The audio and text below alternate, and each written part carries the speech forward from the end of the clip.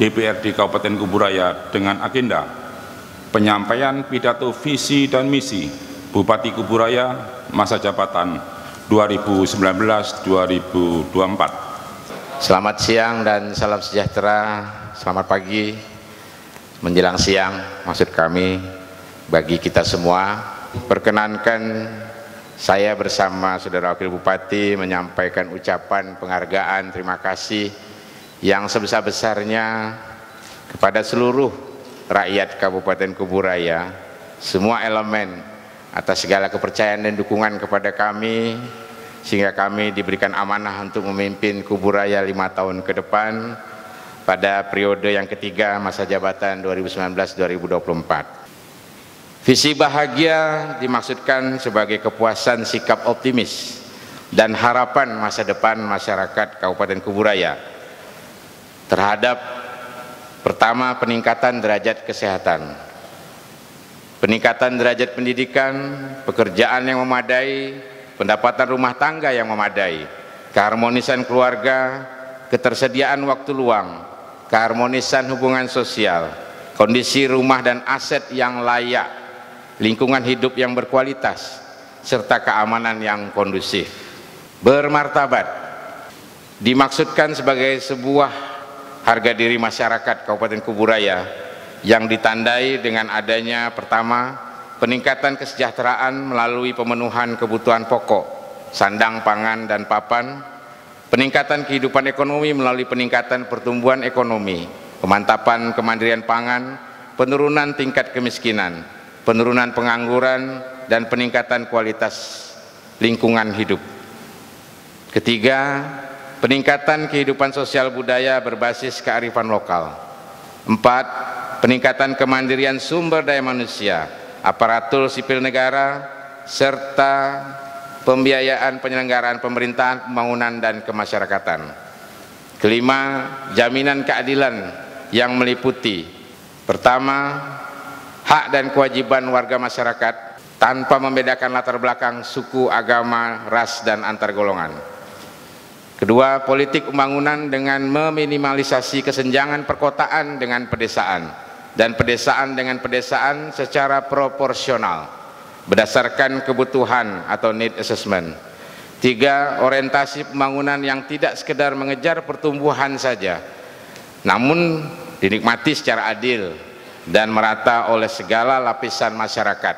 Visi terdepan dimaksudkan bahwa Kuburaya sebagai kabupaten baru 11 tahun namun terdepan dalam inovasi dan tata kelola pemerintahan yang baik, good and clean governance, serta bersih, dan meningkatkan inovasi, kreativitas, dan kualitas daripada kehidupan masyarakatnya. Berkualitas dimaksudkan bahwa Kabupaten Kuburaya senantiasa terus mengejar prestasi di berbagai sektor, baik level pemerintah sampai tingkat desa, swasta maupun masyarakatnya, yang ditandai dengan adanya peningkatan kualitas pendidikan maupun kesehatan dalam rangka menghasilkan sumber daya manusia yang unggul dan kompetitif sebagai prasyarat berprestasi, serta adanya dorongan dan fasilitasi meraih prestasi di berbagai sektor dalam penyelenggaraan pemerintahan, pembangunan, dan kemasyarakatan.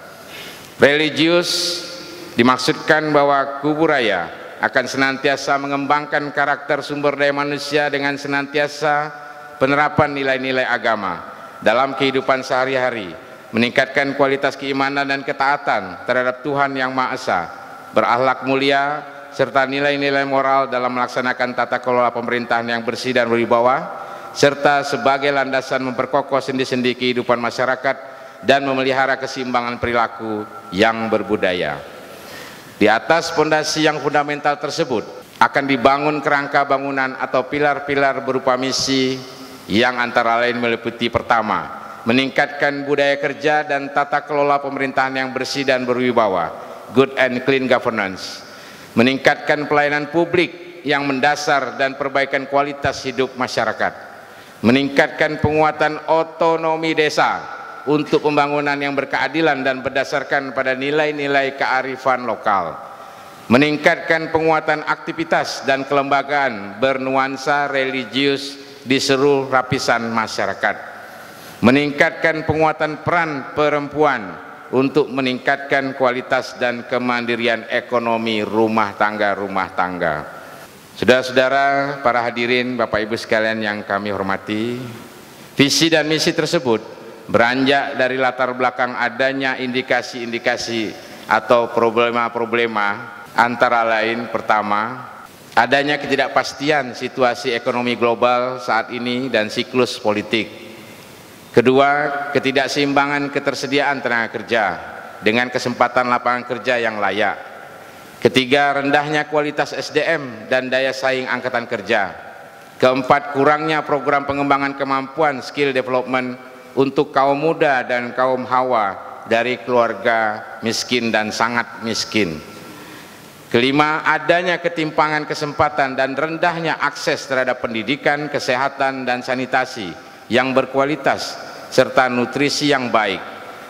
Keenam, tingginya ketimpangan antar daerah.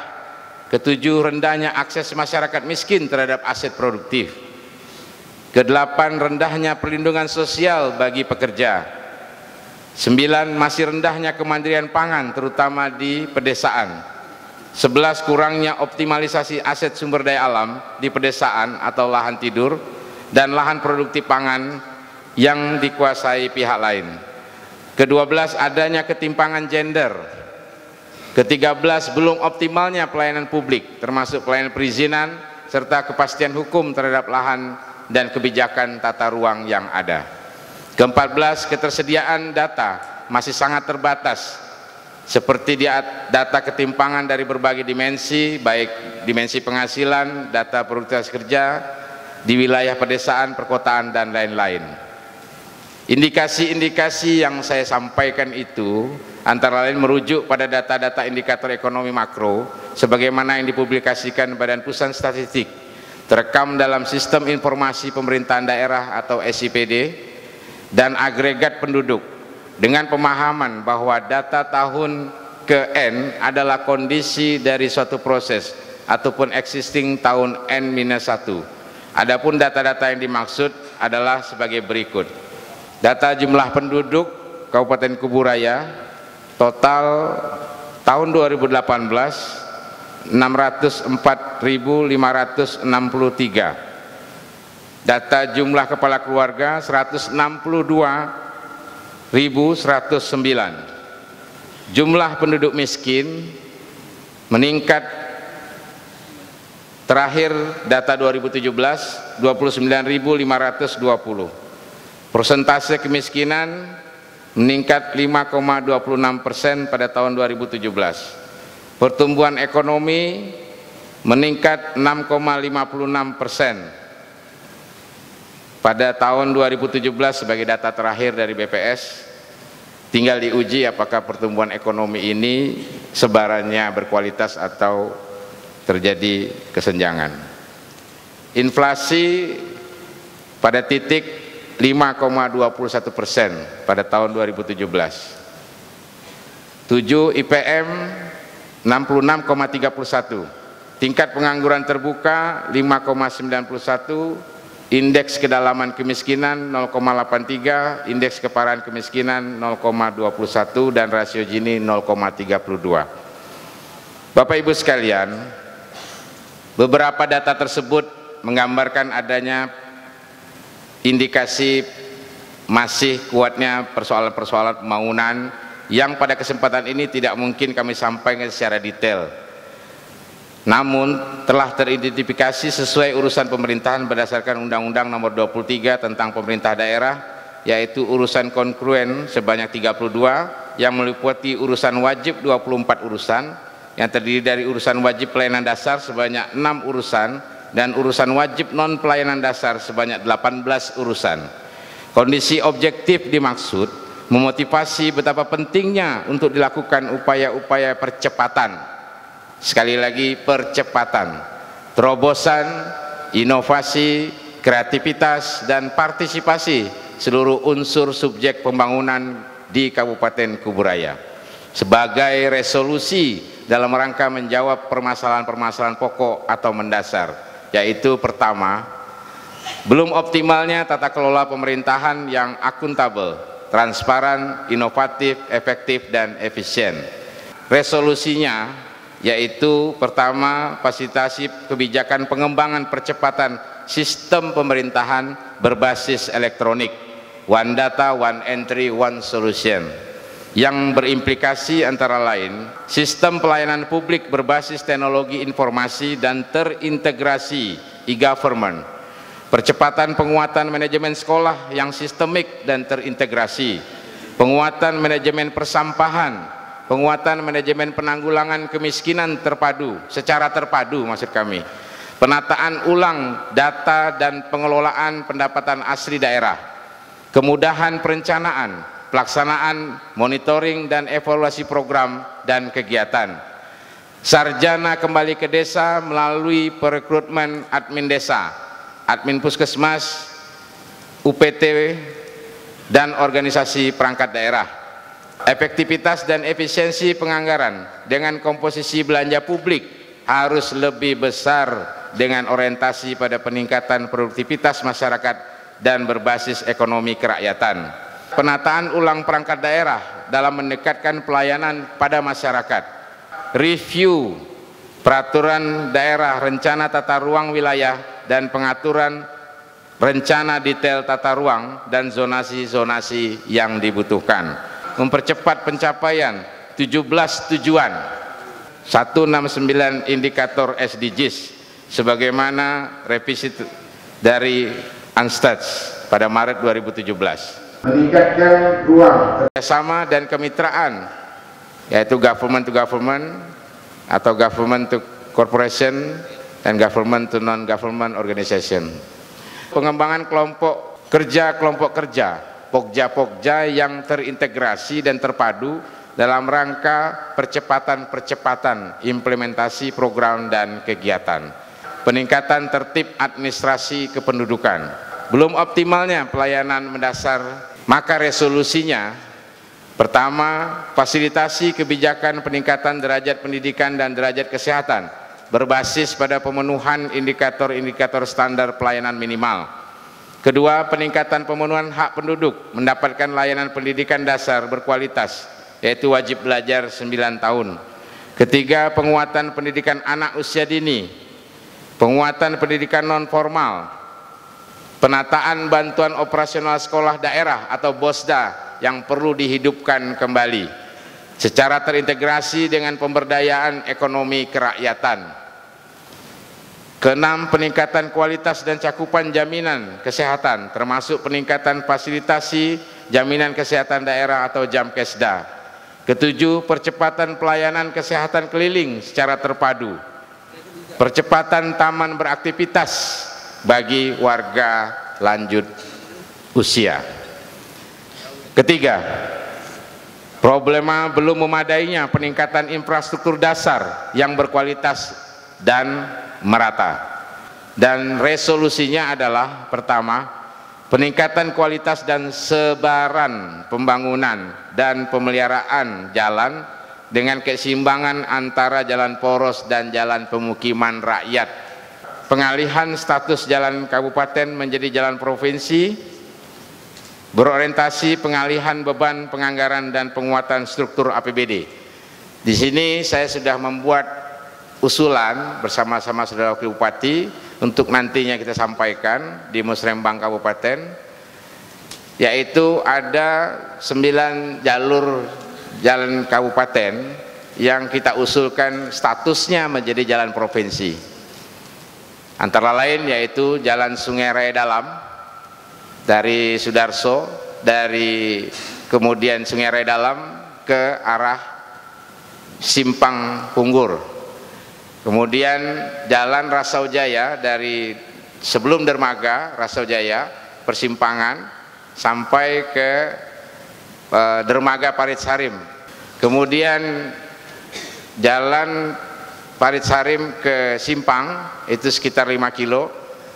Jalan dari Kapur Kumpai walaupun sudah ada perbaikan sekitar 5 kilo kemarin, tapi masih jauh untuk menuju Tebang Kacang sampai ke Jakia dan seterusnya sampai ke Kali Bandung ya, itu mencapai sekitar 16 kilo. Kemudian jalur dari Sungai Malaya ya, ke Kuala Mandor terus menuju Reto karena di ujung berbatasan dengan Landak ya, itu sekitar juga 9 kilo atau 10 kilo ya. Kemudian jalur dari Sungai Rengas di Pakuning menuju ke Sungai Itik ya, sekitar 8 kilo 7 kilo. Kemudian di Sungai Kupah ya, dari arah Kakap lewat Benteng Tanjung Intan ke Sungai Kupah. Kuala II Sukalanting itu, apalagi di Kuala II itu akan dibangun Polres Kuburaya. Tentu ini juga merupakan jalur yang pernah hidup pada industri pada era 20 tahun sebelumnya. Nah, mudah-mudahan jalur-jalur ini, dan kita akan sampaikan kenapa kita menyampaikan ini. Saya ingin menyampaikan kepada Bapak Ibu sekalian, karena status jalan provinsi di Kuburaya dari total jalan provinsi di Kalimantan Barat itu hanya ada 3,2%. 3,2% saja dari 100% jalan provinsi yang ada di Kalimantan Barat. Maka kita kehilangan peluang untuk membuat pemerintah provinsi bisa melakukan pembangunan di jalur status provinsi dengan kabupaten lain. Nah, ini kira-kira salah satunya. Oleh karena itu, ini sangat penting, dan peningkatan cakupan pemenuhan air bersih termasuk yang berbasis hunian pemukiman. Masalah air bersih tentu menjadi isu yang juga sangat-sangat luas terjadi di masyarakat, karena ini juga merupakan syarat daripada SDGs ya, pembangunan berkelanjutan.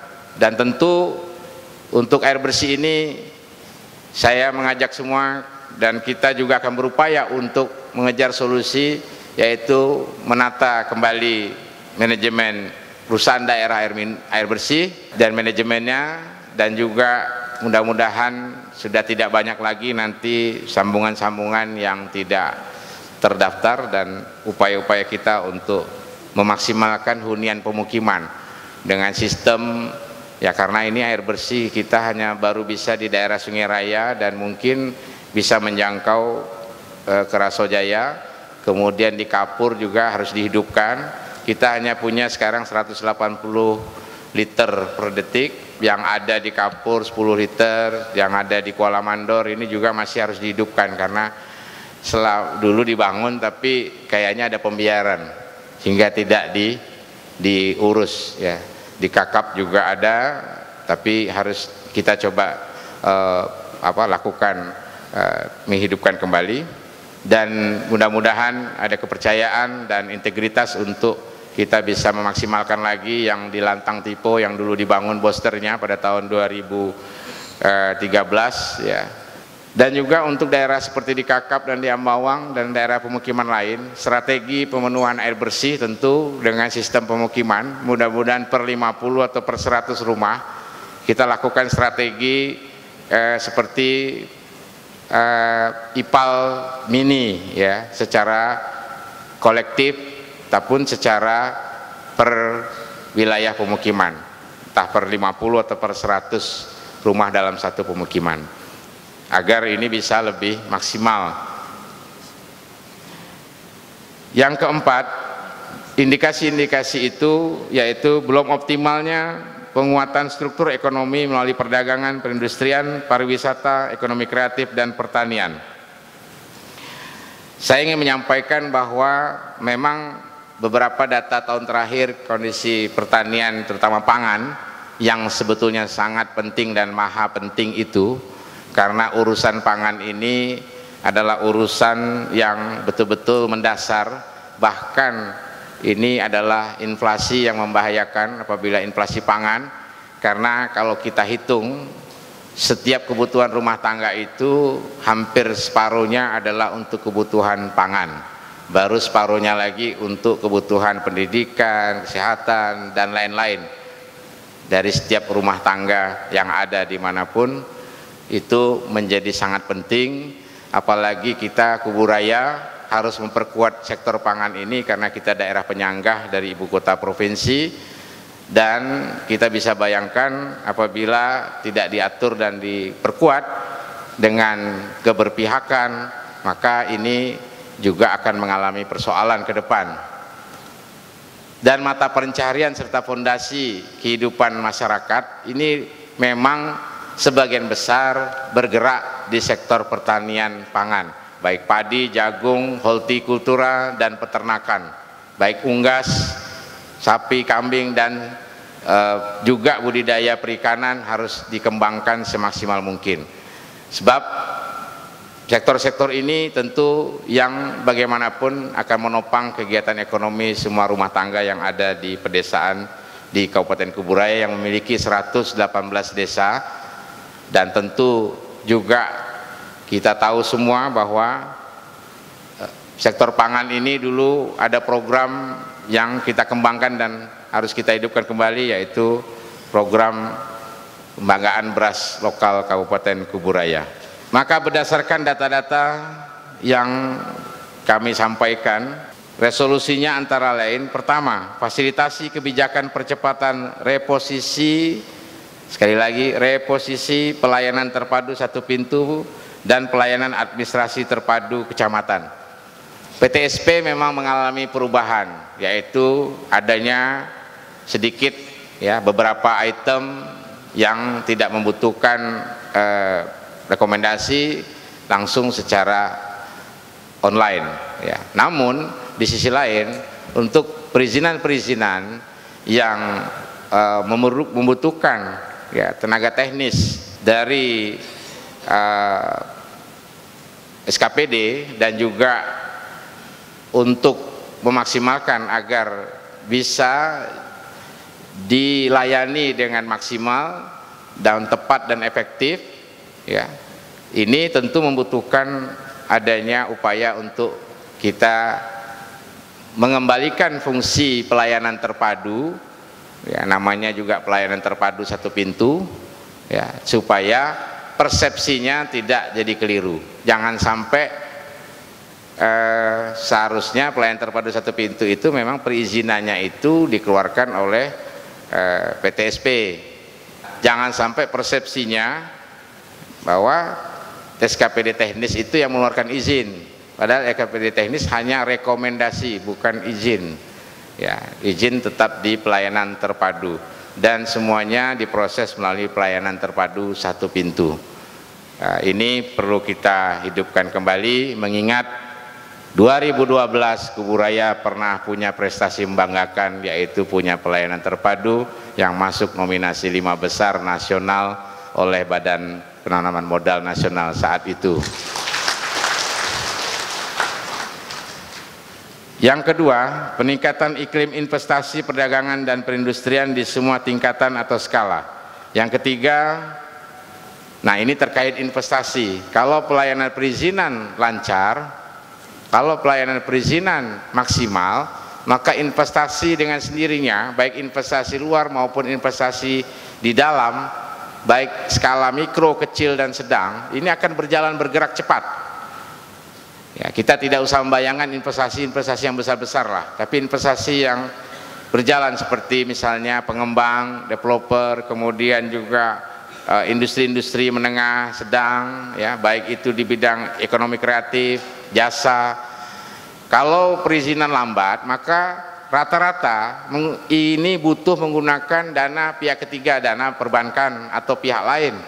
Nah, ini tidak akan cepat bergerak, berputar dananya di masyarakat. Dampaknya adalah data menunjukkan pada tahun 2015, 16, 17 dan 18, maksud kami 16, 17, 18, investasi di Kabupaten Kubu Raya menunjukkan penurunan yang drastis, dan itu akan saya pertanggungjawabkan karena datanya ada di BPS maupun di data pemerintah. Bahkan mencapai titik yang hanya 20% dari investasi yang berjalan pada sebelum-sebelumnya. Ini dampak daripada proses perizinan yang mungkin saja perlu kita tata kembali supaya ini akan menjadi magnet dan mengundang minat untuk lebih cepat dana berputar dari perbankan maupun dari pelaku-pelaku usaha di sektor perdagangan dan jasa. Kemudian yang ketiga, penguatan kapasitas dan produktivitas koperasi dan UMKM berbasis teknologi informasi. Penguatan atau peningkatan penataan dan pengelolaan pasar rakyat di perkotaan dan pedesaan.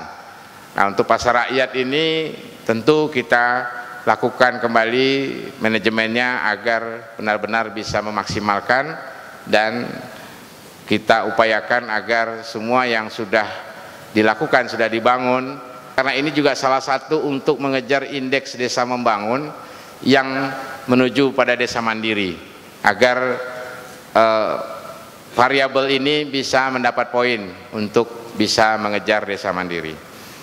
Kelima, pengembangan destinasi dan magnet wisata, baik wisata alam, wisata seni budaya, wisata religi, dan wisata kreatif atau buatan, ekonomi kreatif serta terpadu dan berdaya multiplier effect. Untuk pariwisata ini juga telah menjadi penetapan dari pemerintah provinsi bahwa Kuburaya diprioritaskan untuk pengembangan industri dan pariwisata. Belum optimalnya penguatan kemandirian desa berbasis potensi desa dan kearifan lokal. Dan resolusinya antara lain, pertama, fasilitasi kebijakan, penguatan kelompok, pengelolaan keuangan dan aset desa dalam rangka peningkatan tata kelola pemerintahan desa yang transparan dan akuntabel. Ini kebijakan yang kita harus ambil, dan saya sudah menyiapkan rancangan peraturan bupatinya bahkan 2 bulan sebelum saya dilantik, dan kemarin sudah saya serahkan kepada Bapak PJ Sekda untuk kita bahas. Jadi perbuknya sudah saya rancang untuk pokja, percepatan, pendampingan, penyaluran, pengelolaan, pengawasan, pembinaan ya dari keuangan desa serta dokumen perencanaan desa sampai APBD desa dan pengawasannya. Ya, alhamdulillah. Kenapa ini dibentuk, saudara-saudara camat dan kepala desa dan juga semua SKPD? Karena kita ingin supaya ini menjadi sebuah kelompok kerja, jangan sampai lagi banyak terjadi keterlambatan dalam pengelolaan dana desa. Karena kalau dana desa ini betul-betul tepat dan cepat dikelola, jatuh mendarat ke desa-desa, maka itu mempengaruhi pergerakan ekonomi setidak-tidaknya sangat baik sekali. Itu berpengaruh dampak langsung. Oleh karena itu tujuan daripada Undang-Undang Desa itu adalah supaya desa benar-benar punya kemandirian dan punya belajar untuk bisa memutuskan sendiri dan mengambil langkah-langkah yang sangat dibutuhkan dan mendesak. Maka tidak ada, saya kira kita harus berupaya secepatnya, dan maksud daripada ini adalah nanti baik itu SKPD langsung, baik dari pemerintah desa ya, kemudian bagian hukum ya, dan bagian dari DPKAD keuangan, kemudian inspektorat yang diketuai oleh Bapak PJ Sekda. Dalam struktur itu membuat desk sendiri. Jadi nanti pelayanan tidak perlu, supaya jangan nanti ke Pemdes lalu ke hukum lalu ke keuangan, dari pintu ke pintu. Kita bikin pelayanan terpadu dari penataan desa ini untuk menghindari banyaknya hal-hal yang justru menimbulkan peluang terjadinya persoalan-persoalan hukum dan lain-lainnya di desa. Karena kalau udah desa ini ada persoalan, pasti ribet lah urusannya. Kasihan masyarakat desa yang tidak tahu apa-apa, akhirnya terhambat pembangunannya gara-gara dananya lambat turun, bahkan nanti silpanya jadi besar ke belakang, dan itu malah rentan. Ya kalau silpanya besar, misalnya silpanya 300 juta, ya kalau cuma catatan silpa saja duitnya udah tidak ada, ya kan? Nanti ini yang jadi persoalan. Makanya saudara-saudara sekalian, Bapak Ibu semua, ini adalah langkah yang harus kita lakukan agar semua juga menjadi perhatian kita. Yang kedua, percepatan pencapaian 50 indikator dari IDM, Indeks Desa Membangun, guna peningkatan secara kuantitas dan kualitas dari desa maju menjadi desa mandiri, dari berkembang menjadi desa maju, dari desa tertinggal menjadi desa berkembang, jadi desa sangat tertinggal menjadi jangan tertinggal lah, sangat tertinggal lompat gitu menjadi berkembang. Kemudian kelima, penguatan produktivitas pangan yang dikuasai non warga pertanian harus kita, ya seperti tadi, harus kita lakukan dengan penataan ruang yang baik. Kemudian keenam, pemberdayaan kaum muda. Nah, ini yang saya katakan kaum milenial di pedesaan, apalagi kita ke depan berusaha memperkuat dengan sistem digital dan teknologi informasi. Dan saya maksudkan tadi adalah kelembagaan admin yang akan kita bentuk ke depan, karena perbubnya juga sudah disiapkan untuk peraturan bupati terkait dengan pemerintahan berbasis teknologi informasi dan komunikasi. Maka kelembagaan admin ini setidaknya akan merekrut 200-an sarjana baik D3 atau 1 yang punya kemampuan keterampilan IT untuk nantinya kita jadikan dan kita latih benar-benar mampu mengawal dari mulai admin desa, admin kecamatan, admin puskesmas, pustu, admin daripada UPT-UPT yang ada, admin SKPD, dan juga di beberapa tempat yang kita maksimalkan. Nah, dengan tujuan ini supaya benar-benar fokus, tidak ada terbebani dengan kegiatan lain. Contoh Siskedes yang selama ini dialami kesulitan oleh desa, itu karena admin yang direkrut desa itu juga tidak fokus, karena dia juga dikasih pekerjaan yang lain. Sehingga kalau ini kita memang harus fokus supaya pemerintah kabupaten yang merekrut dan menyuguhkan kepada desa agar desa dibantu menyelesaikan penatausahaan keuangannya dan asetnya, pelaporannya, dan juga updating terhadap data-data yang berkembang yang lain-lainnya ke depan. Dan untuk ini kita perlu membangun jaringan semuanya agar tower-tower yang memang belum ada, ya tower BTS-nya untuk desa-desa yang belum ada, mudah-mudahan kita bisa maksimalkan untuk di anggaran perubahan dan seterusnya untuk mengisi tower-tower yang belum maksimal atau sudah rusak di beberapa kecamatan dan desa, agar bisa tower induk juga harus kita upayakan bisa dibangun oleh pemerintah Kuburaya agar bisa mensuplai untuk percepatan jaringan, karena ini sangat penting. Kemudian pengembangan dan pemberdayaan BUMDes dan DUMDes bersama, ini juga merupakan indikator desa membangun yang harus kita kejar, dan insya Allah mari kita sama-sama memperkuat BUMDesnya, tidak hanya formalitas papan nama, tapi ada kegiatan yang betul-betul menjadi aset bagi desa. Ketujuh, belum optimalnya pembinaan kemasyarakatan berlandaskan nilai agama dan keluhuran budaya lokal serta penanganan penyandang masalah kesejahteraan sosial. Di satu sisi masyarakat petani kita, ya memang ada yang mungkin karena ketidaktahuan dan sebagainya, ada yang memang membakar, tapi juga memang kondisi alam sekarang ini banyak juga yang terbakar dengan sendirinya. Jadi memang karena memang gambut ini, kita di lahan gambut, sehingga ini memang problemnya percikan itu bisa menimbulkan banyak hotspot yang lain.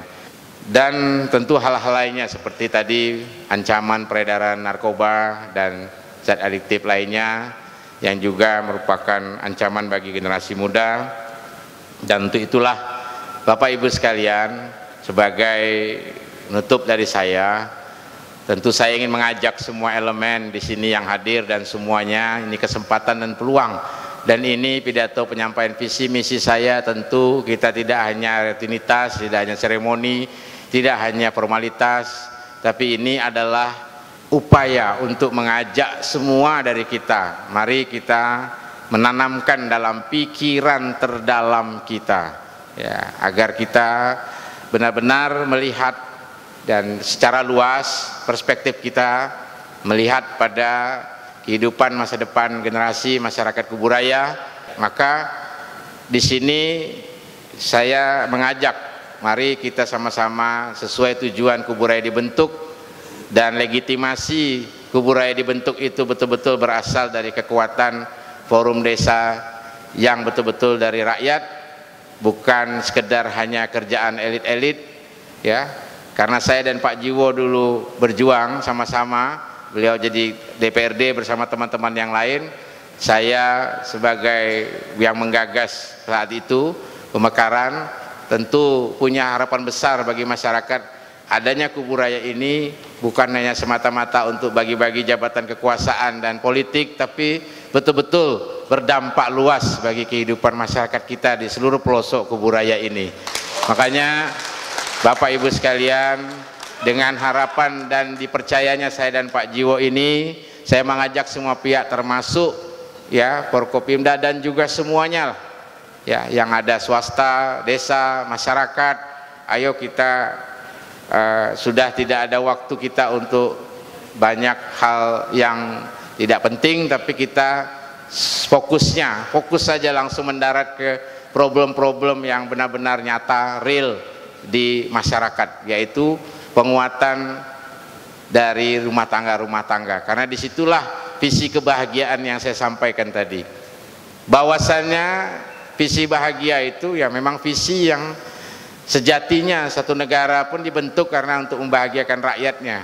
Makanya visi bahagia itu saya kira bersandingan dengan visi religius, itu adalah satu hal yang tentu kita impikan bersama. Siapapun, karena dimensinya adalah kepuasan hidup, dimensi daripada perasaan, dimensi daripada makna hidup ada di visi bahagia yang akan kita terjemahkan di dalam semua program yang pada akhirnya menyerang sama-sama. Karena saya yakin dan percaya bahwa siapapun dari kita ini dia punya tanggung jawab besar untuk mengawal ini, dan saya ajak keterpaduan, maka ke depan banyak akan saya bentuk kelompok-kelompok kerja supaya efektif dalam mengejar target sasaran-sasaran itu ya. Dan agar birokrasi pemerintah Kuburaya ini tidak seolah-olah eksklusif, tidak seolah-olah hanya ngurus birokrasi, tidak hanya seolah-olah pemerintah lebih sibuk dan menghabiskan hanya untuk lebih ke pemerintah, tapi benar-benar birokrasi dan pemerintah yang lebih sibuk ngurus dan menghabiskan anggaran untuk rakyat. Itu yang lebih penting. Jadi kita bukan berarti ini adalah ini memang sejatinya karena tanggung jawab, sehingga kita juga perlu mulai mengidentifikasi ya, mereview ya hal-hal yang mungkin ya tidak terlalu berdampak, hanya formalitas, hanya untuk cara pandang sempit melihatnya, tapi kita harus lebih luas bahwa yang lebih diutamakan adalah kalau rakyat itu bahagia, bukan birokrasinya yang diutamakan dulu, tapi rakyatnya dulu. Karena birokrasi pun ada, itu semua karena amanah dari rakyat juga. Makanya saudara-saudara, Bapak Ibu sekalian, saya mengajak betul-betul dari lubuk hati yang paling dalam, termasuk kepada kepala-kepala desa, camat, ya, desa-desa, agar saudara-saudara semuanya benar-benar memaksimalkan ya kewenangan yang diberikan undang-undang desa itu, kewenangan asal-usul maupun kewenangan yang berskala desa dan kewenangan yang didelegasikan itu untuk memaksimalkan dan bersinergi nantinya. Karena di musrembang kecamatan pun ke depan sudah kita alokasikan pagu supaya hasil musrembang desa itu bisa maksimal untuk direalisasikan oleh pemerintah kabupaten ya. Untuk musrembang kecamatan yang akan kita mulai nanti tanggal 8 ya, tanggal 11 ya. Nah, itu akan kita mulai dan sudah ada pagu yang sudah kita arahkan ya untuk per kecamatan, supaya tidak lagi nanti kehilangan semangat seolah-olah ini percuma saja musrembang kecamatan, nanti tidak tahu ada atau tidak.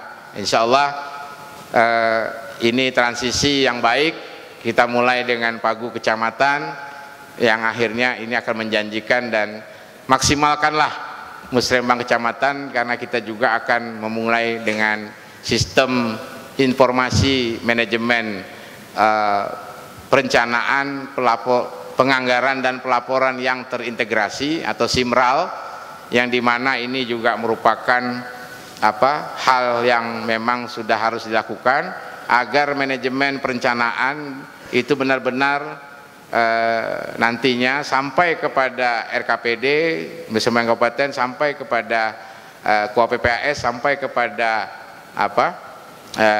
rancangan anggaran dan penetapan itu benar-benar sudah benar-benar sesuai dengan aturan dan tidak banyak menimbulkan keresahan di berbagai tempat. Dan untuk itu saya kira Ketua dan anggota DPRD juga tentu saya yakin akan memaksimalkan apa yang memang sudah menjadi kewenangannya untuk kewenangan yang sudah ditentukan.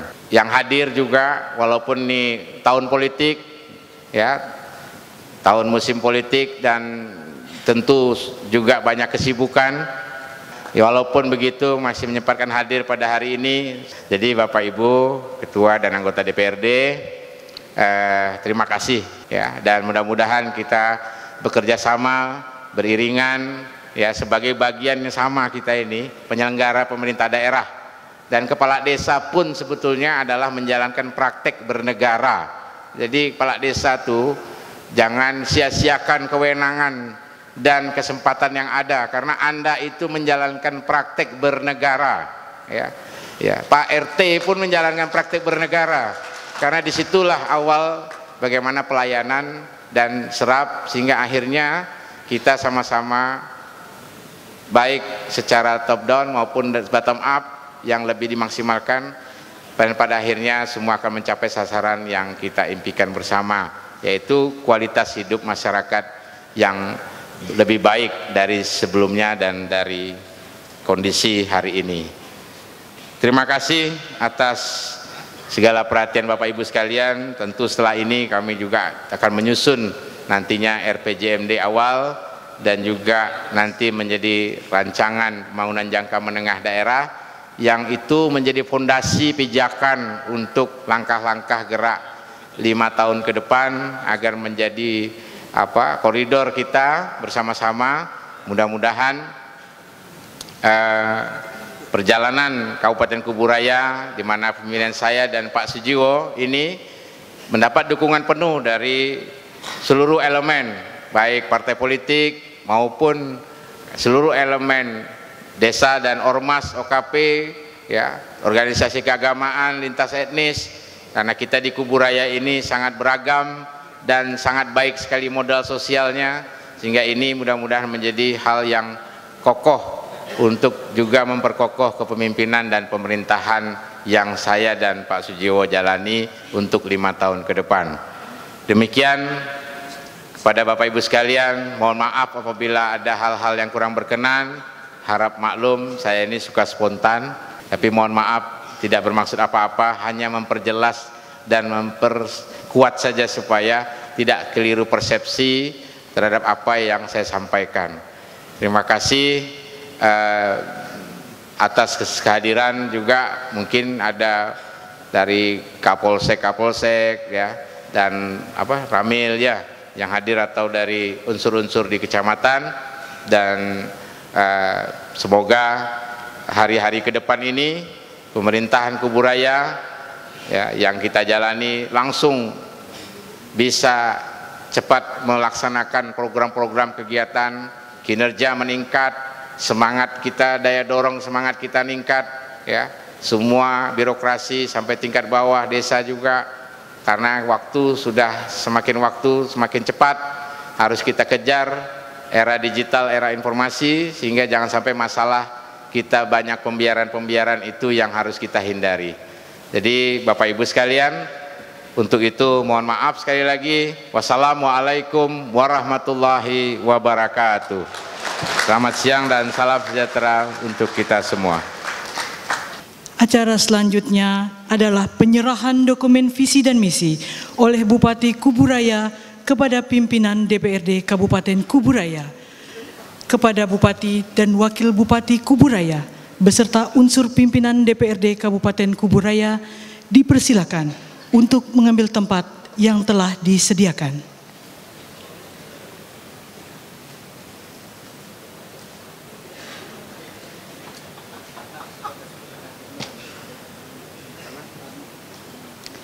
Kepada unsur pimpinan beserta Bupati dan Wakil Bupati Kuburaya, kami persilakan kembali ke tempat. Hadirin peserta rapat yang kami hormati, demikian rangkaian rapat paripurna istimewa DPRD Kabupaten Kuburaya pada hari ini. Kepada saudara Bupati dan istri, Wakil Bupati dan istri, Forkompimda, anggota DPRD, serta para hadirin dan undangan, saya ucapkan terima kasih karena telah mengikuti seluruh rangkaian acara rapat paripurna istimewa pada hari ini dengan tekun, tertib, dan sabar. Akhirnya dengan mengucapkan Alhamdulillahirrabbilalamin, rapat paripurna istimewa DPRD Kabupaten Kuburaya hari ini, Rabu, tanggal 20 Februari 2019, secara resmi saya nyatakan ditutup. Wabillahi taufik walhidayah. Wassalamualaikum warahmatullahi wabarakatuh. Selamat siang dan salam sejahtera. Adil Katalino Bacuramin Kasaruga, Basengat, Kajubata.